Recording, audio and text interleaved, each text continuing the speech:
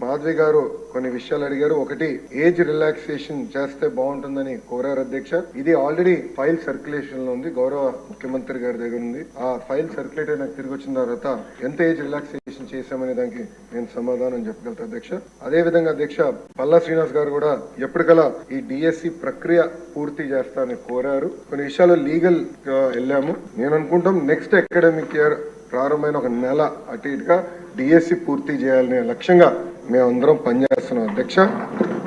ప్రధానంగా నేను ఇక్కడ చెప్పదలుచుకుంది ఏంటంటే 1994 నుంచి డిఎస్సి పైన పడిన కేసులని వివరాలు మేము తెప్పించుకుని ఎందుకు పడింది, దానివల్ల ఎందుకు డిఎస్సి లేట్ అయింది, అది జరగకుండా పకడ్బందీగా జియో ఇవ్వాలి, నోటిఫికేషన్ ఇవ్వాలనే లక్ష్యంతో మేము పనిచేస్తున్నాం.